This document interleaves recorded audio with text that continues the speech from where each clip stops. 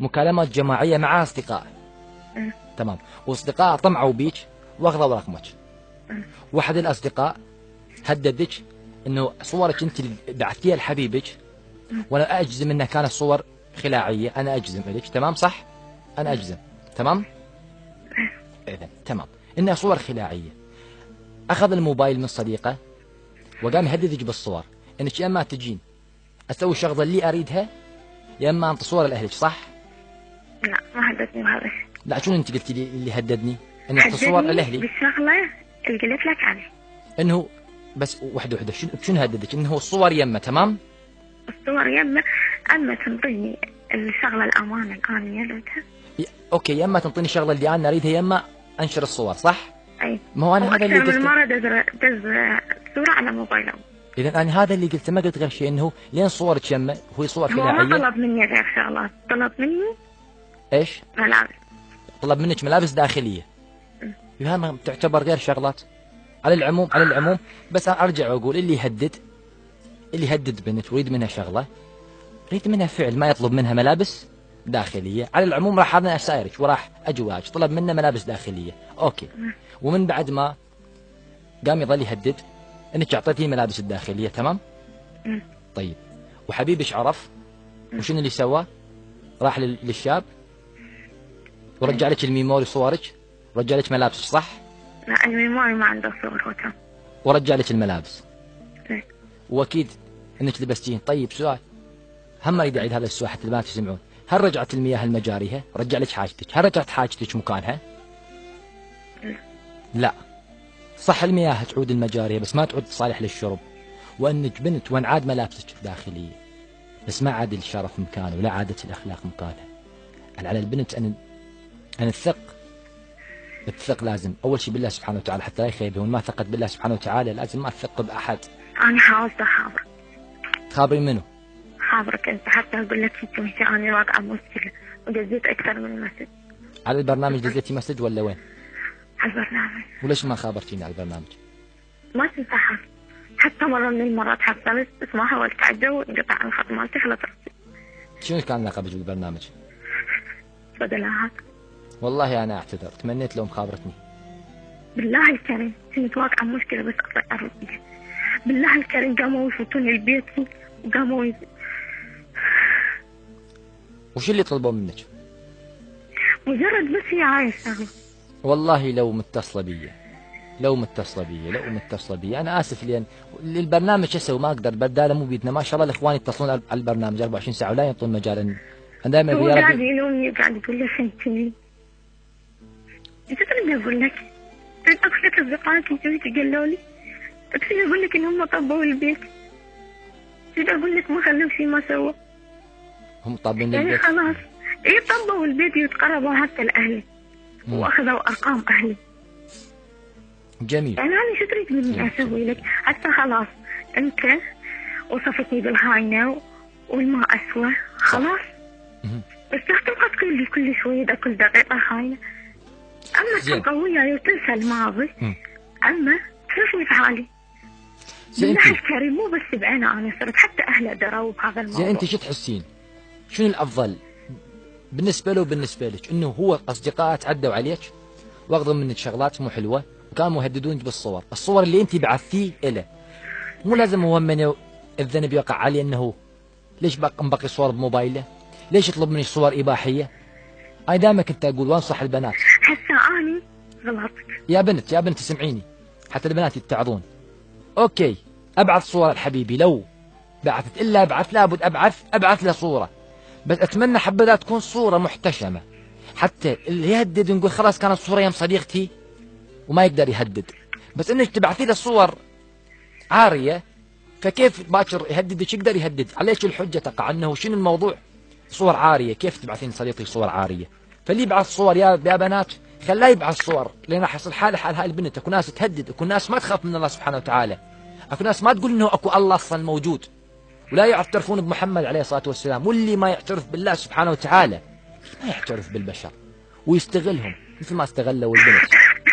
انا اشوف الذنب يقع عليك انت اولا. اول شيء بعثتي له صور، ويا ريت لو صور محتشمه، بعثتي له صور اباحيه، اصوك منك يا بنت. لو ما بعثت له صور، لو بعثت له صور اعتياديه كان انه غير حل. بما انه بعثت له صور يبقى حيصفك منك. صوت الثاني، انا تمنيت قبل لا تنطينا هذا اللي يهددك هاي الشغلات المو حلوه ويجي لبيتكم، تمنيت لو تروحين تقولين لابوك ولامك، خلي ابوك يرزلك ويضربك ويهينك وامك ترزلك وامك مو غريبه، احسن من ما شخص اخر يهيننا ويرزلنا ويتعدى علينا وياخذ منا شغلات مو حلوه. فانت ياهو الاحسن الك. يلا تعالي خلينا نركز. ابوك يهينك ويحكي عليك وامك، لو شخص غريب يجي لبيتكم يتعدى عليك وياخذ الشغلات اللي يريدها ويهددك بالصور، ياهو الاحسن. يلا هاي كفتين. الاب اللي يهيننا ولا شخص يهيننا ويهددنا؟ شنو باعتقاد الجواب ايش راح يكون؟ هاي يا بنت. الاب اما الغريب؟ الاب اكيد. لا تجاوبين، انت ما قدرتي بوقت تختارين الاهل. البنت اللي تقع بيك مشكله، تقع بيك مشكله، خل تختار الاهل. خل تروح تقول لامها، تقول اليوم انا هيك صارت هيك وهيك وهيك، هو قاعد يهدد. انا ما قاعده انسانيه حتى اشرح له، حتى والله اشرح لوالدتك. انت صح ما خبرتيني وما حصلتي البرنامج، وانا اسف لان بعثتي لي مراسيل ما قدرت احولك على الجو، السبب مو مني اني. المستمعين ما شاء الله ما انطونا مجال انه دائما يتصلون بالبرنامج، جزاهم الله كل خير. فانا اعتذر لان ما خليتك تحصلين، بس السبب مو صوت مني. خلاص احكي ويا امك، كانت تحكيني ويا امك، كانت تفهمين الحبيب اصلا. ما فهمتي امك، كانت تقولي لحبيبك انه صديقك قاعد يهددني بالصور اللي انا بعثتهن لك. كان خليه هو يتدخل، هو مو رجل، مو اما انت بيه، فكان هو تخليه يتدخل. بس انت ما تحسين انه يمكن هو اللي منطي الصور؟ ماكو احساس انه هو اللي منطي الصور، خلاص يريد يخلص منك ويتآمر عليك مثل ما هواي الشباب ما يريدون يتخلصون من بنت يبعثون صور لصديقه. ما في شيء قلت له وقال لي لا. اذا ما تشكين بي، تمام؟ لا بالعكس، هو واجه الدنيا كلها على مود، تحدى اهله كلهم على مود. انا تمنيت لو تقولين لاهلك قبل لا تقعين في هذا الخطا. اختي العزيزه والغاليه، انا وقعت فيه. دائما نتوقع بالخطا. خلينا نبدي هسه نحل المشكله. نعم شنو؟ هو قاري رسائل الان جذبت انا وصديقي. وشنو نوع الرسائل؟ انت توصل لي حتى يرجع لي الامانه مالتي. اختي العزيزه، بما انه صار اللي صار، اسمعيني، بما انه صار اللي صار، ممكن ما نظل نحكي بالمشكله، نفكر نلقي لها حل انا وياك، مو بس نقعد نحكي بالمشكله، خلاص مشكله عرفناها، ممكن نبدي نلقي حل انا وياك. اذا انا اقول لك من المحال ان ترجعين لذاك الشخص، بما انه اخوه موجود كان يحبك انا اسفه على مقاطعتك، بس ممكن نطلب منك طلب؟ اطلبي. هو يجي يحكي لك على قلبه، من حقه بنت حفا 4 سنين يتحدى الدنيا كلها على مود. طيب هو حاليا وده يتصل حبيبك يحكي وياي حاليا؟ اي. يعمل مكالمه جماعيه، خليه يعطينا اسمع احكي وياه. نعم. خلاص طلع على الخط، اعمل لي مكالمه جماعيه ان شاء الله. نظل على الخط. خلاص خليه يتصل بيش حاليا ونظل بالاجواء، ما ناخذ فاصل صغير، خليه يتكلم بالموضوع. اتصلي بحبيبك، خليه يعمل مكالمه جماعيه على الهواء، تمام؟ خلينا ننتظر الاخت. اوكي. والله نصيحه لكل بنت، وانا دائما انصحهم بالبرنامج، للي يبعث صور للحبيب لا يبعث صور عاريه، لا تبعث صور عاريه، جزاكم الله كل خير. لو الشاب الا تدزي لي صور للبنت لا تدز له صور خلاعيه، حتى باكر يضيع الموبايل يهدد، حتى يمكن هو الشاب يهدد، ما يقدر يهددنا صور ما شاء الله مو لابسه من غير هدوم على قولة عادل امام، لا انا لابسه هدومي وانا محتشمه، اوكي؟ لو يهدد انا اقول لاهلي والله صوره كانت لصديقتي، بعث الصوره لصديقتي وضاعت الصوره، اقدر القي اعذار، بس لا اقع مثل هذا اوقع هيك وقعه. انا حسبنا الله سيأتينا الله من فضله انا الى الله راغبون، دعاء على المسلم ان يقوله دائما. الناس بدت ما ترحم، هي الناس هاي اصلا بجوي، الناس ما تخاف قامت من الله سبحانه وتعالى، كيف تخاف من العبد؟ الناس ما ترحم. اجى رجل على الرسول عليه الصلاه والسلام هو متمسك بالرسول، اذن لي بالزنا، اذن لي بالزنا، منتهي يريد يزني خلاص ما عاد يتحمل وهو شاب. قال لو ترضاها لامك لخالتك لعمتك، قال لا، قال كذلك الناس ما يرضونها لامهاتهم. فانت انظر لاختك، ترضى اختك تقع بهذا الخطا؟ ترضى؟ ان رضيت فافعل، اكيد ما راح ترضى. نعم رجعوا لي. الو. الو مساء الخير. مساء المحبه، حياك الله. وياك عبود. حياك الله يا عبود، وحياك الله يا ايش من ويانا اخت بعدها؟ صدقات. حياكم الله اثنيناتكم. سمعت مني الاخت اللي صاحبك مهددها وماخذ منها صور وماخذ منها اللي يريده، سمعت تمام؟ راح تسمع مني. اسمعني حتى ما ندخل نشعب انا وياك. هذا اللي مسويه صاحبك هو حاليا، وش ردك؟ ترجع معها ولا رجوع من المستحيل؟ صور ما كان اكو. شلون؟ صور ما كان اكو خلاعيه. وين صور اعتياديه؟ هي تقول صور. ما أخي كان الكريم. اكو يمه هو صور. اخي ما الكريم كان الغالي، مسجل بس صور، اسمعني. مجرد استفزاز كان. مجرد استفزاز باو. هي تكلمت انه كان موجوده صور وكان انت لا تجي تبرر لي، انت تعال لي بس جاوب على هي اللي قالته، اوكي؟ لا تبرر لي هي ما قال، ان حقك انه ما كانت خلع، وانه تحاول تبرر كونك رجل، انا وياك وحقك. عبود حبيبي ابتعد شوي عن الراديو، ابتعد عن الراديو، لا تقعد تبرر، انت بس احكي لي ايش سمعت منها حاليا وهو هذا الصدق، بس ابتعد عن الراديو بعد حتى اسمع صوتك بشكل واضح. جزاكم الله كل خير، ابتعدوا حتى اسمع اصواتكم بشكل واضح. هسه تمام. ابتعد بعد حبيبي، ابتعد، اسمعني من الموبايل. عبودي حبيبي وياك. سمعت اللي قالته؟ وهي قالت انه انا حتكلم لك شغله اللي اريده، هو حبيبي ما يعرف. قبل لا نقطع الخط، راح اقطع الخط انا عليكم. ابتعد عن الراديو للمره الاخيره. انا بعيد عن الراديو. خليها تبتعد عن الراديو، اخوتنا ابتعدي عن الراديو للمره الاخيره. الو.